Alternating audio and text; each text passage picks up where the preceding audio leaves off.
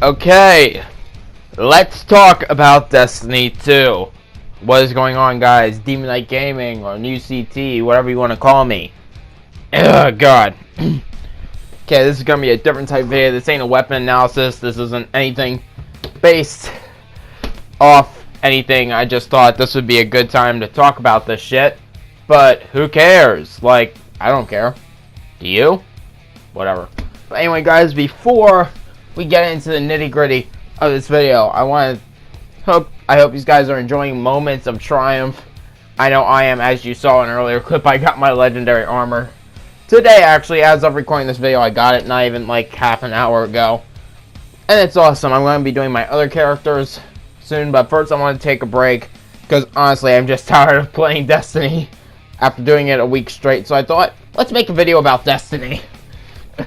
Yeah, that's ironic as it sounds, but anyway, today, with Forsaken coming up in less than a month, I thought it would be a good time to talk about Destiny 2 and how it's been doing so far. Now, this is a tricky type of video to make.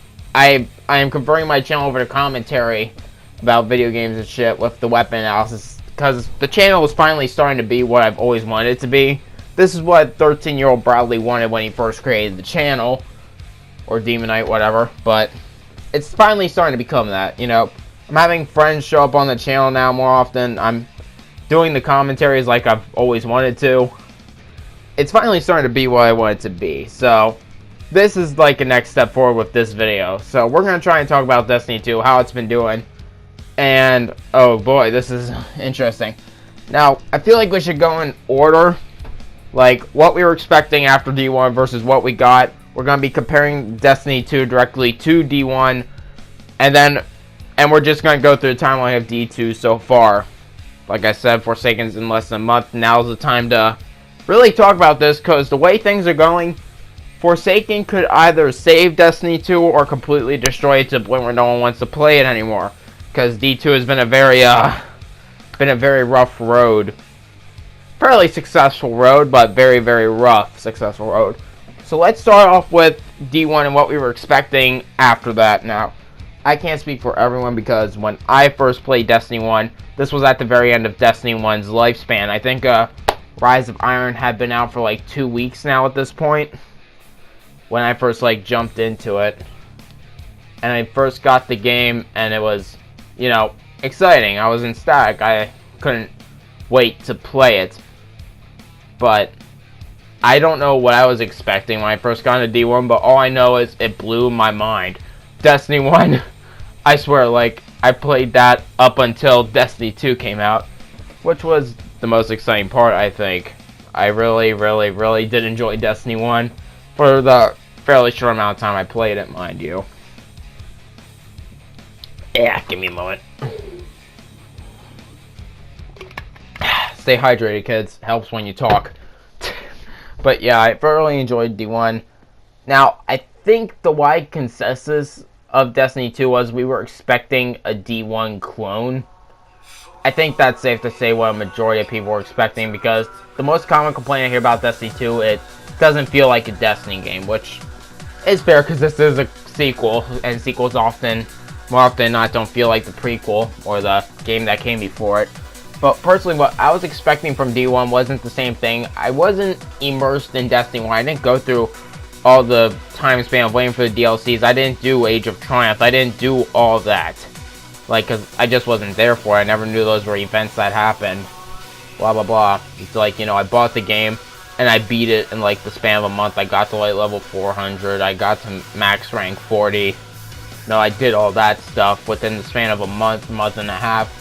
I wasn't really immersed in the game long enough to get a real consensus of what this is Destiny.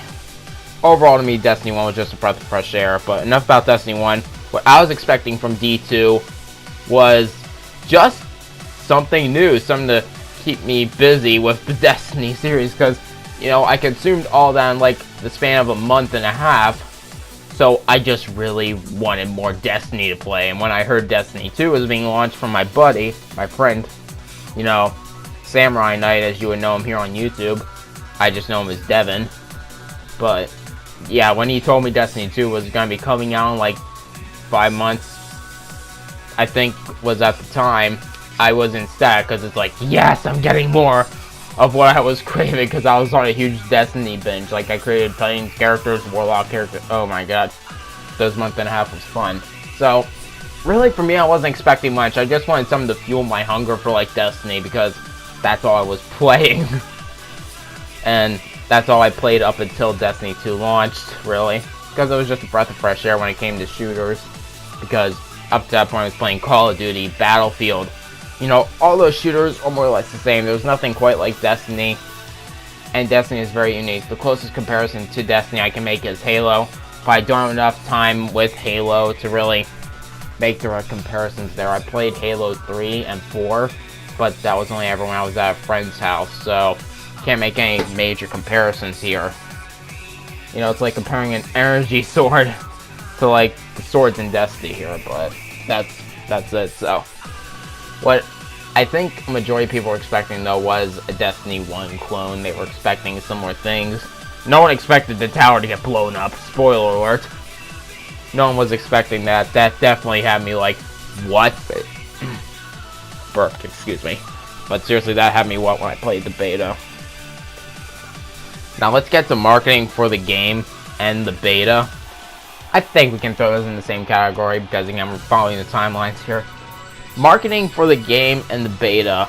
I don't know anything about pre-launch Destiny 1 here, so I can't make any comparisons to what I like to dislike between those, obviously, because I wasn't there for that. I didn't even know Destiny was a thing until I saw the Rise of Iron trailer on YouTube. But yeah, so anyway, playing all the stuff we were getting, all the info we were getting pre-beta, pre-launch, it was interesting. It definitely had my interest peaked, and again, especially me, because I was hungry for more Destiny content. So yeah, I want to say they handled that pretty well. I can't talk too much about that, because at the end, it doesn't matter what marketing they did. It matters overall how the game did. That's what we're going to get to soon. We're starting with the beta. Beta was interesting. I wish they would have gave us a bit more of a difference here. If you ask me, opening up the beginning mission, that's a risky step. Most betas, when they give you a mission to do, it'll be like a miscellaneous mission or a secondary mission that's optional later on when you actually get the full game. Going with the main campaign mission, the opening mission, was very risky because that was very hit or miss. That could have turned a lot of people off with the game, and that could have turned a lot of people onto the game who weren't sure yet.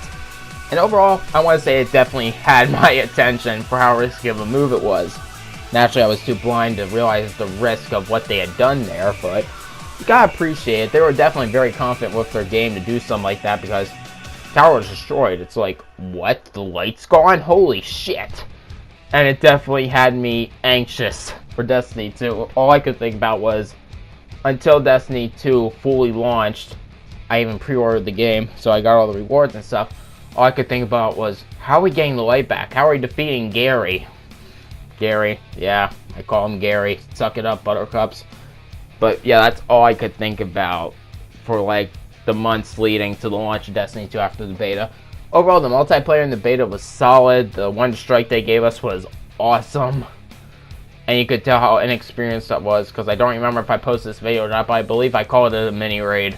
Yeah, that just goes to show how much experience I have with Destiny at that point. But yeah, I was really excited for it. I want to say they handled the beta very well.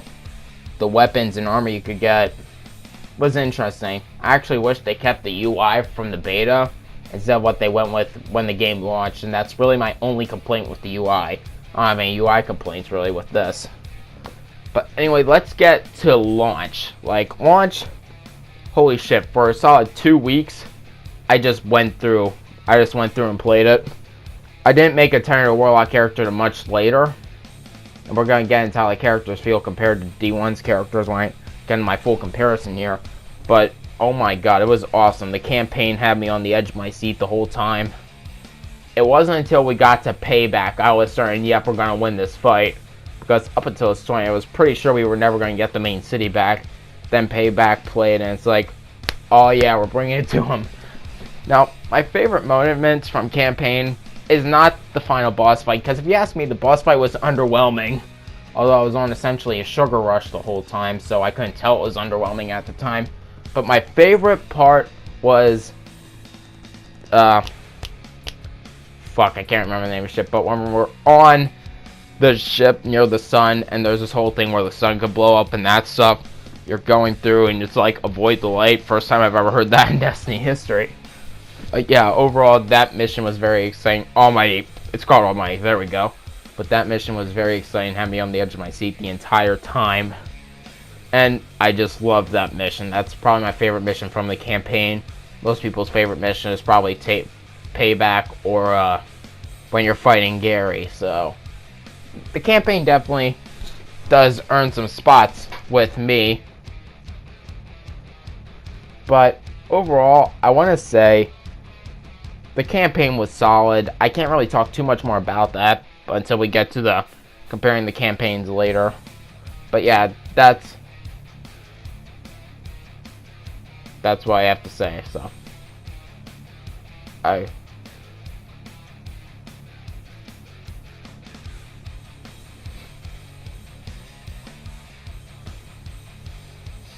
yeah, I'm just watching that video now that's playing. I'm gonna have to get rid of the audio for that after editing this. But anyway, next thing we're gonna talk about too is in between crap. What? Okay, that's better. I went back and turned the audio down. So yeah, after editing thing, woohoo. Now, next thing we're going to talk about is the time between Curse of Osiris. You know what? Let's just go straight to Curse of Osiris, because nothing really important happened in between Curse of Osiris and, you know, the other thing. So, launch. My bad. Sorry. But Curse of Osiris, oh boy. This was a mess, guys. This was a fucking mess. Now, overall, what I have to say about Curse of Osiris is it could have gone a lot better. I can't be any more blunt than that. It could have gone a lot better. It could have been everything. Everything could have been so much better. But Curse of Osiris, what I have to say about it is, had a really great concept. When it was first launching, when we were first hearing about it, I was hyped as all shit. Like, I was excited, but the hype train didn't last. Now, by this point in time, when Curse of Osiris came out, we were all tired of the missions. I had done all the adventures, so had my friends. I had done everything, really. Like, there's not too much I could say there. We had done everything. It left a bad taste in my mouth. It left an even bigger bad taste in my friends' mouths because they had done all three characters. Titan, Warlock, Hunter. At this point in time, I had only done my Hunter. And it wasn't about 2-3 months ago, here in real time, that I had done my Titan and Warlock. But that's it. The campaign after this time left bad taste in our mouths. We were tired of doing the same strikes. We were tired of doing the same everything, especially my friends, like I've said before, which is where I'm getting a majority of my consensus from here. So when we heard Curse of Osiris was coming out, we were excited again. You know, the hype had built back up for the game. We were ready to play Destiny 2 again, because after that we had taken a break. We've gone on and played other games, Minecraft, Destiny 1, Call of Duty. Yeah, I went back to Call of Duty during this time because I was tired of playing D2. But yeah, we went back and played a lot of other games. So when we came back, at first, the first mission had me hooked. The first mission was okay. It definitely had me hooked. It had me excited to play Destiny 2 again. It had renewed my hope in the series, or game. The game, yeah, I shouldn't say series, it's its own game. There we go. But that's it with that. First mission was good. So we get on, we go play the rest of the series. The DLC, me and my friends all did this separately because we all wanted to be immersed for this. And let me tell you, the immersion didn't last. Like, when we got to the final boss, when I got to the final boss fight, I was sick and tired of Curse of Osiris, I'll be honest with you. It was a long game. The concept was cool, but the hype didn't keep me interested. And really, I just wanted to throw the DLC out the fucking window, but I guess that's why it's called DLC, so we can't do that. But yeah, Curse of Osiris was bad. And the biggest kick in the nuts for Curse of Osiris was when I went back and I'm like, you know what? It'll be worth it just to go back in the Infinite Forest, explore that. because unlimited possibilities, I could basically be God in that world, or in that forest, I should say. I go there, I try to go, and it's like, wait, what? And you can't get in. It like blocks you off. There's an invisible wall. You can't go back in.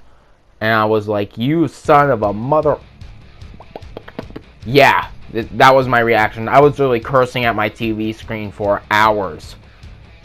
That's a bit of an exaggeration, but I'm pretty sure for like an hour straight I was doing nothing but cursing at my TV, at my console, at my game. I was cursing at everything. So that just goes to show how bad Curse of Osiris was.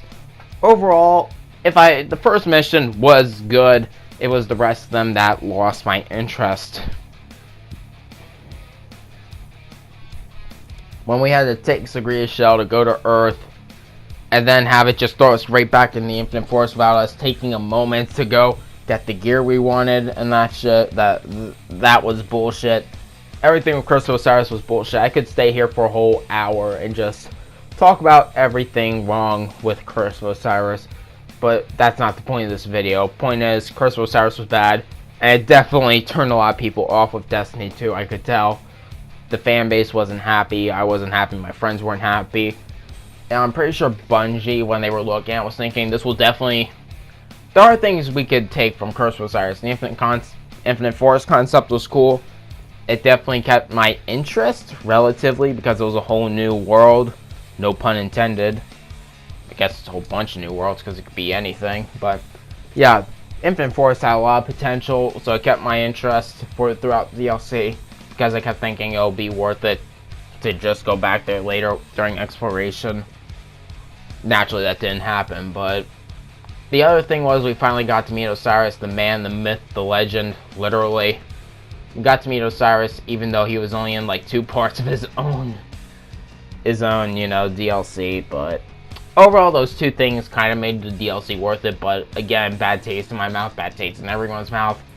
It was like, I can't say that word or else I will definitely get demonetized, but yeah, but let's move on from Curse of Osiris. And let's get to, because I'm not going to have any other chance to talk about these, let's get to the faction rallies, and let's get to Iron Banner. Now, Iron Banner, again, I can't draw any direct comparisons from D1 to D2's Iron Banner, but it was okay. Like, Iron Banners in D2 are fun. It was fun to get a fire team of 6 from all my dudes. We just go and pound the shit out of the enemies with hammers. Oh my god, that was fun. Like, I remember one match, we all ran hammers. Obviously, this was in the later Iron Banner because, you know, I didn't have a Titan yet for the first one. But we all ran hammers and we literally hammered the shit out of them. We all waited till we got our super. And we won the match, just all of us using our hammers at once. And it was amazing. Like, Iron Banner, there's a lot to like there. The rewards are good. And it kept my interest for the whole week it was there. I can't complain about Iron Banner at all. There are very few things I have complaints about. And the Iron Banner is one of them.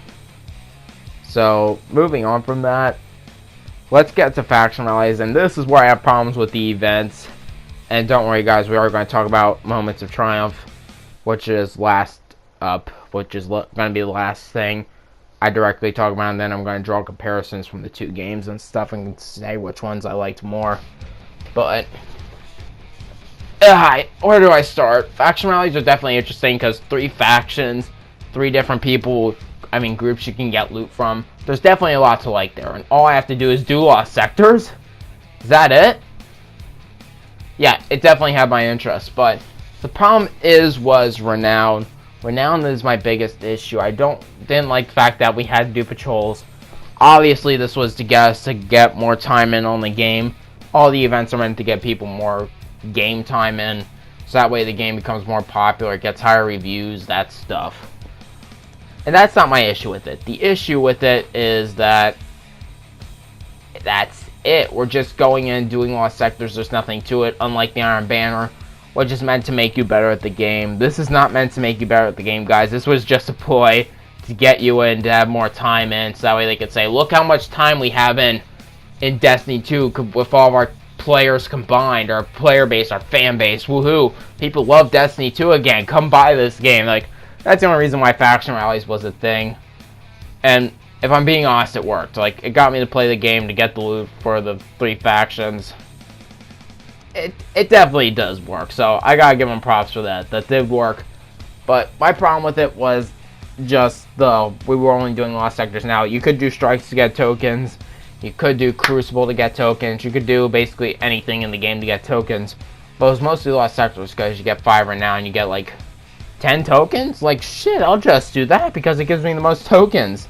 Especially after you get the armor, then it gives you the extra token and the extra renown, which just makes you want to do it more because you're so much closer to getting rank 50 and blah blah blah blah blah blah. You get what I'm saying here. But for some that was a ploy, it was good, but it was boring. It really was boring. It's just that we didn't want to miss out on the loot, which is the only reason why we play faction rallies, guys. Let's admit it right now. So, for faction rallies just being a ploy, it was good. So, let's move on from faction rallies, Iron Banner. Let's talk about Warmind. Now, Warmind is an interesting beast. It was hit or miss for a lot of people from what I can tell. Now, with Warmind, what I could tell with the whole hit or miss thing was the rewrites. Let's get the elephant out of the room right now. That was the rewrite. Because Rasputin, spoiler alert, if you haven't played Destiny 2, just go leave. Even though I kind of spoiled the campaign. Oops. But let me get adjusted in my chair here. The rewrite with Rasputin being on Mars the whole time, it pissed a lot of people off. Like, none of my friends liked it. I did enjoy Warmind, but we'll get into why. Let's talk about why they didn't like it. The rewrite. Destiny 2 up to this point only had a few rewrites, which is understandable. You know, a sequel can't do everything. It can't have complete connection to the game.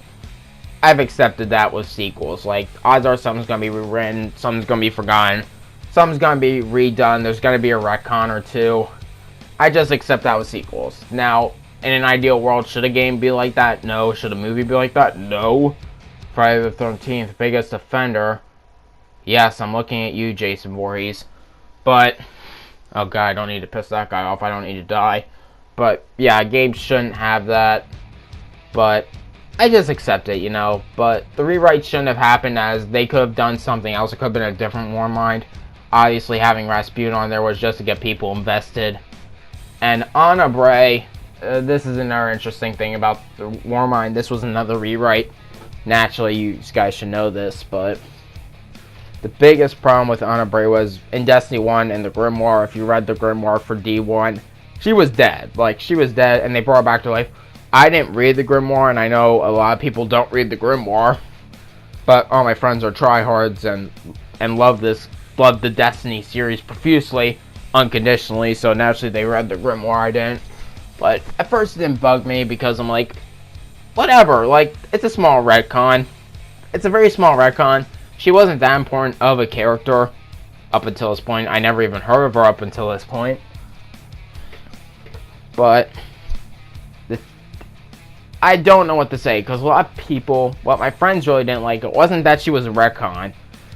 It was that the whole story was kind of like to draw attention to the character. Like Osiris, we had all this build up, and this was the only good thing about Curse of Osiris is we had all this build up. Everyone wanted to meet Osiris. This character, Anna Bray, no one really cared about up until this point. We didn't need to care. It's her connection to Rasputin that made us care. We were kind of forced to like and accept her. I didn't feel that way, but that's how my friends did, and I got to acknowledge that. I can acknowledge that how it felt. Like, because going back and playing with my Titan Warlock, I definitely saw how it was like a forced thing. So I can't fault them too much on that. So, yeah, we were kind of forced to like Anna Bray. But anyway, Warmind overall, in my opinion, does get like a solid 9 out of 10. It was ages better than Curse of Osiris. It had a better story. It had a better boss fight. I really liked fighting Zol, guys. Like, I begged my friends, let me come back and play fighting Zol with them again. I did really enjoy the boss fight. The armor set. Oh, I forgot to mention this. The Mercury armor set was shit. You're not going to convince me otherwise. But the Mars armor set, and Mars is currently my favorite planet in Destiny 2. So, the armor set for Mars was really good. Now, overall though, replayability between the DLCs it's hit or miss. Like, you either really enjoy the DLCs or you fucking hate the DLCs and only play through them again because you want to get your characters up to that light level, which is fine. You know, you don't have to like the DLCs. They can be torturous to some people. I know, like, in Destiny 1, Skolas, I forget what DLC he was in, but the whole Skolas thing definitely made me, like, want to rip out my fucking heart and then throw it at, like, the head of Bungie, because I hated the Skolas DLC, or whatever the fuck it was called. The House of Wolves, there we go, House of Wolves DLC. I know I fucking hated that, but yeah, so I understand it. I understand that, so. But getting in now, currently, to Moments of Triumph, it has breathed a metric fuck ton of new life into Destiny 2. Like, it honestly has me wanting to play the game again. Because, in truth, the only thing that has kept me playing up to this point was getting all the armor sets, all my characters from Mars. Escalation Protocol, that's a big thing. Like, Escalation Protocol, I forgot to mention. Genius idea. They could have lowered the light level a little bit. I hate the idea of needing to be max light level to even stand a chance in it, but that's a minor complaint because obviously the ultimate goal is to get to max level and light level, so overall that's a very minor complaint when you think about it. But next is, like, oh, that's right, we already on the next thing, Moments of Triumph. But yeah, Moments of Triumph is breed new life. I remember I grinded all week to get the Grey Hornet. I even bought silver to get the Grey Hornet, so there's that. So yeah, Grey Hornet, that's a Sparrow, which you saw in the footage earlier.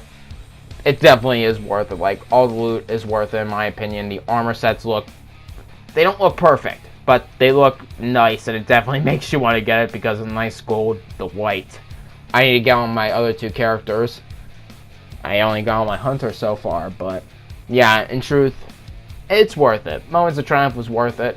I can't comment too much on it because I still need to do it on other characters, but I haven't gotten sick and tired of it yet, so I need to say it's good. Moments of Triumph has breathed new life in the game, and it's gotten me hyped up, at least for Forsaken, which I will definitely make commentary on when it comes out and when I beat it. So let's overall, next up, get into comparisons and overall complaints about the game. Now, my biggest complaint with Destiny 2 is base game. You know, base game was boring until Curse of Osiris came out. I was bored out of my mind. In like 2 weeks, I had gotten everything. I had done everything except the raid. But the raid really didn't look that exciting. You know, I did the raids in 2 raids in D1. They were good. Leviathan just didn't look interesting to me. So yeah, up until that point, I've done everything except Leviathan. Base game was boring.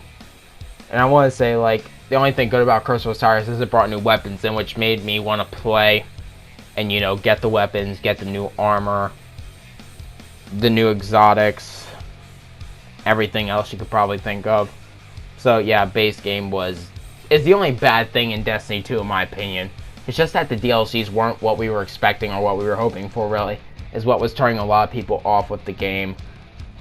And that's probably the biggest complaint out of everything I've had for D2. Now, D1, comparing it to D1, I like the fact that they brought back exotics, old exotics from D1.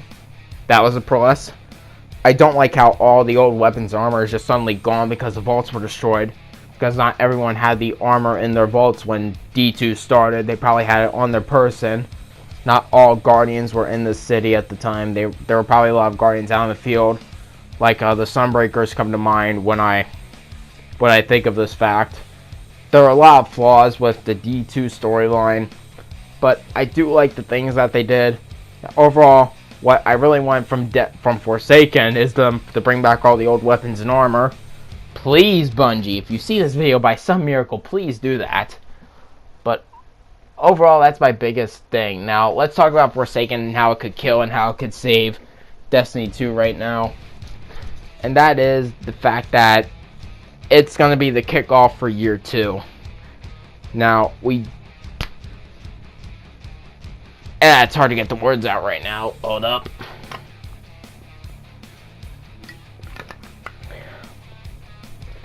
Okay, that's better.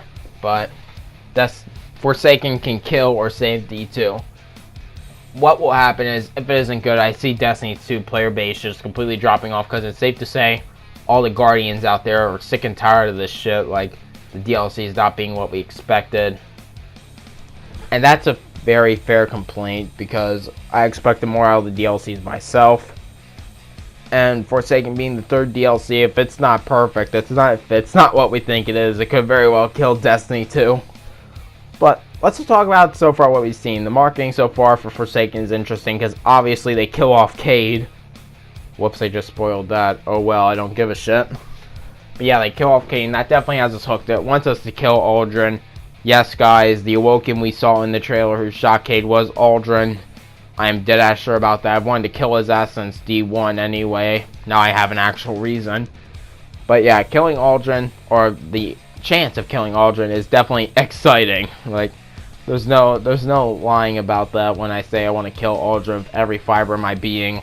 So I'm definitely going to play through Forsaken all 3 times, because it'll definitely be worth it. But that's really all I have to say. Like, Forsaken is gonna either save or kill D2. Everything lies on this, in my opinion. Moments of Triumph will definitely have people like interested in the game long enough, so when Forsaken comes out, we're all gonna be playing that. I can guarantee you, like, for the 2 weeks, I'm gonna be doing nothing but playing Forsaken, getting all the loot, the bows, all that stuff, the armor. And it's gonna be nice to go back to the Reef again. But overall, when I'm comparing Destiny 2 to Destiny 1, it's hard because we don't have a complete game yet. Like, it's not at the end of its life cycle. There's not enough to compare yet. So until Destiny 2 gets at the end of its life cycle, I can't make a real comparison. All I can do is talk about how good the game has been. That's really it. Like, I've enjoyed Destiny 2 up to this point. I hope Forsaken is everything we hope it will be. I hope it's not a miss. I hope it's a hit. I hope everyone enjoys it. And I hope you guys are currently enjoying Moments of Triumph. And overall, to everyone who hasn't gotten Destiny 2 yet, I will say go out, get Destiny 2, do the DLCs, pre-order Forsaken. Because overall, Destiny is such a unique shooter. It'll be a shame if Forsaken kills off Destiny 2 and just eliminates its player base. I know, even if Forsaken is bad, I'm going to play Destiny 2 no matter what. But I can't speak for everyone. I can only speak for myself, give my personal opinion. And that is it, guys. I don't know what else to say. Like, I've spoken what I've been wanting to speak. And we just need to hope and pray that Destiny 2 can see it till the very end of its life cycle. I hope we get other DLCs. I hope we get more events. Because, you know, even though I hate fucking... Oh, God, I don't even want to think about, you know, Rise of Iron right now because of Moments of Triumph. I don't want to think about fucking not Clan Wars. Oh god. You know what I mean, guys. Like, I hope they play more events. I hope they bring back more armor and weapons and exotics from D1. There's so much more D2 is capable of. And honestly, the game should just need more events and stuff to keep us interested.